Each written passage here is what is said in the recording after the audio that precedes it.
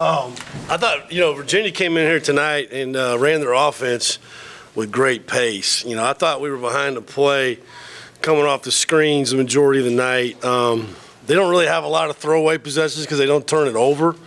And so they just keep screening and screening until either you break down or you get behind the play a little bit. I thought they had great pace the way they ran it. They had 51 points outside the lane. That's a pretty incredible number. Every time we needed to stop, I thought McNeely, stepped up and made a big play. I thought he was the best player on the court tonight. I thought we fought hard to get back in the game. I think we had it 66-64, and then we fouled, and then we came down. I think we missed a layup, and then I think they made a couple threes, and they scored 7 of their last 8 possessions from about 6:52 to 1:56. But we just played from behind the entire game, and a lot of it is our perimeter players. They weren't. They just continually were behind the playoff coming off those screens, and then they got inside our defense because the bigs can't be up. If the bigs help up, they just slip out of there and they throw the pocket pass and they just get an easy basket. And so you have to make them shoot tough shots. And hey, one of the things that we wanted to limit their volume of threes, the shot attempts. They had 22 was the number they met, and it was 22, but they made 10, and we only made 2, and one of them really was a fluke. And so you're minus 9 there in 3-point shots, and then we missed 7 free throws, and they shot a really high percentage, and so it's concerning because it's the second game in a row that we've given up 80 points to, and that's just not the recipe that we have won with this year. And so we have to get that figured out before we play Notre Dame on Saturday. Questions? Steve, you hear the expression that you want to be playing your best basketball Yeah. at the end of the year. 3 of the last 4 you drop. Yeah. How do you capture how frustrating that is as a coach? Well, it's hard, but I'm not gonna, I'm not gonna show it. It's just it's not the way you want it to be, but here it is. And so you have to face, like anything in life, you have to face adversity and face it head on and overcome it. And so that's what we're going to have to do. Nobody's going to feel sorry for us. And, Virginia came in here tonight and, had won 3 of their last 5 and were playing good offense, and they got going, and they was hard to beat. And so Notre Dame will be the same thing, and Notre Dame will, I'm sure they'll come in here ready to go, and we split with them last year. And so we got to get ourselves back up off the ground and get ready to play on Saturday. Just because you said you can't feel sorry for yourselves, do you think there was some element of that after the loss at NC State? I don't think so. We didn't prepare like that. No, I thought they handled that pretty well. I just think, I thought we were ready to play tonight. And really, truthfully, we were scoring early. We just weren't stopping them. But that's not a good recipe for this team. We have to be able to defend. But we did get off to a better start on offense. But defensively, we were just behind, again, constantly behind the play. And their speed, I'm not talking about I'm not saying they're quick and all that. They're very well conditioned to come off those screens and with great pace. And they get inside your defense.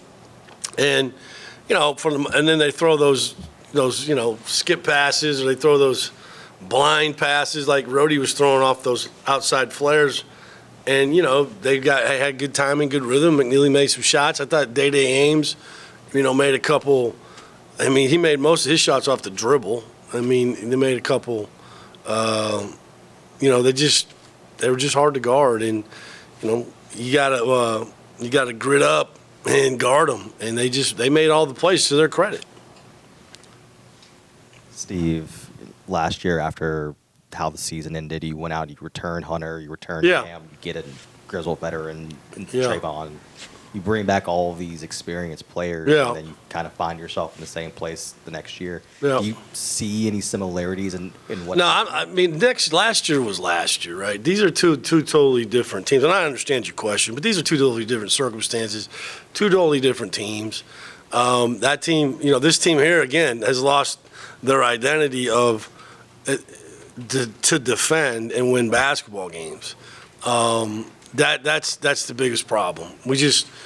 We have not defended. We did a good job as SMU. But we had, the Florida State game here, and then we did not defend well against NC State. We did not defend well tonight. And, ultimately that's on me. It's not the players. And, but no, I don't have, they really have nothing in common because they're two totally different seasons. They're two totally different teams, two totally different circumstances. We have to defend, and we just have not in the last 2 games for sure. Just following up on that, you mentioned finding the identity again. Is that what you guys need to do to not be in this position? Just what is it going to take, I guess, to? Yeah, I mean, I think we've probably scored enough points in the last 2 games. We haven't gotten enough stops, and it's going to be hard because we don't shoot the 3 well, so it puts us a little bit offensively in a hole. So you have to create shots through fouls, or steals. And,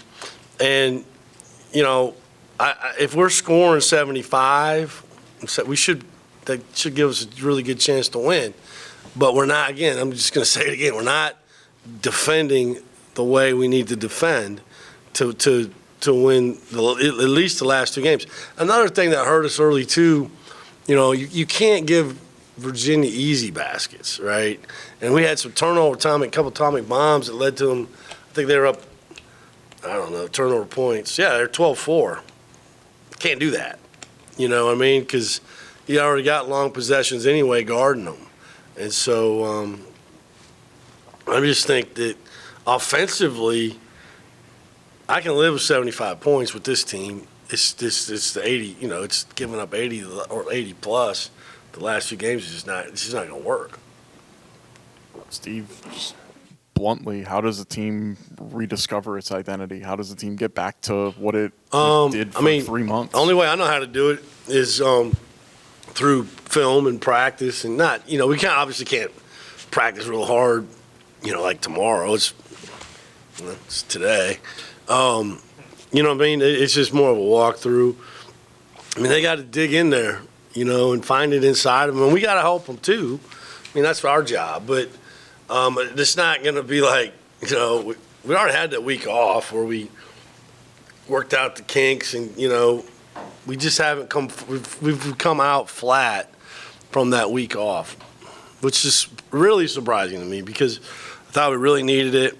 I thought usually we're pretty damn good after a week off, and we just haven't been. So I need to visit with them, too, and listen to them, especially Efton and Hunter and Cam, and see what they have to say. Sometimes that's your best answer is to listen to the players, like what's going on as far as in their head, like why – because it's not for a lack of trying. It's not for a lack of caring.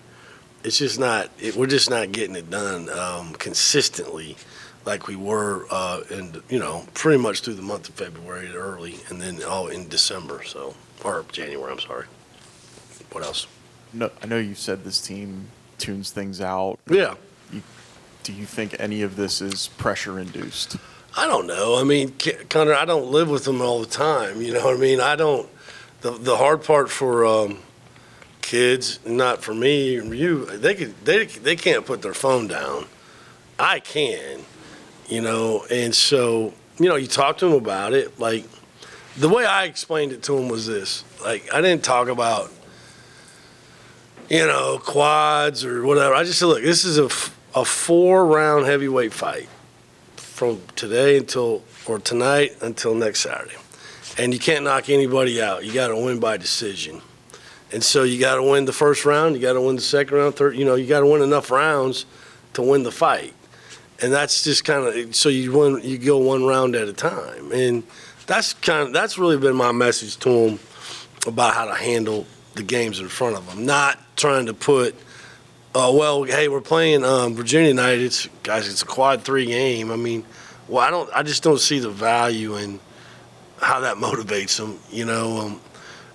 Do they listen to all the other stuff? I'm sure they probably do. That's the hard thing with criticism and praise. They're both dangerous. Sometimes you get, we're going to get a lot of criticism, rightfully so, but some will be warranted, some will be unwarranted, But it's same with praise too. Some of it's warranted and unwarranted, so you can't let it dominate your life. But it's hard. It's hard for a young person to cut that noise level out, And so, to answer your question, I know we don't talk about it in our building, but I'm sure it probably creeps up to them a little bit, outside the building. I don't see how it wouldn't, but some of those guys, some guys are more in tune to that stuff than others. You just probably have to ask them. What did you ask them? I mean, what'd they say? Yeah. Mm-hmm. Steve, I felt like the crowd at the Joel did a really good job when you guys were making a run, trying to lift you up. But conversely, as you guys headed to the locker room for the half, it's probably the first time I heard a little bit of discontentment from this crowd. I didn't hear it. What would you say to those Wake Forest fans who are starting to doubt the ability of this? I wouldn't say a word to them, okay? If they're doubting, they can doubt. I can't control what other people think. That's not my job, okay? So if they want to doubt away. I got nothing to say to them. Next. Well, you said some things are warranted, some aren't. What would you feel is not warranted as a criticism of you or your players? I think that criticism is warranted as far as whatever somebody thinks how we didn't coach the game correctly. Okay, I get it. I mean, everybody thinks they can coach. I understand that. I signed up for this. What is unwarranted is anything that's personal, and I have zero respect for that. And it's gotten toxic in some areas. Now, it's not stuff that it doesn't bother me because I don't pay attention to it, but I have friends and family that do, and so do my players. And so I don't pay attention to it, but I get my mom or, somebody will call me or somebody back home or friends here, did you see this? I'm like, no, I don't, but then somebody will send it to me. So I understand criticism. I don't, again, I don't listen to it. The only people I listen to with criticism are people that I value their opinion in coaching. I'm talking about coaching now. I'm not talking about like life or whatever. I'm talking about coaching. I don't listen to it, okay? And that's like I was going back to these people that are these doubters or whatever. I mean, doubt away. I mean, that's your right. But I ain't got nothing to say to them. We're going to come out and play hard the next game and represent the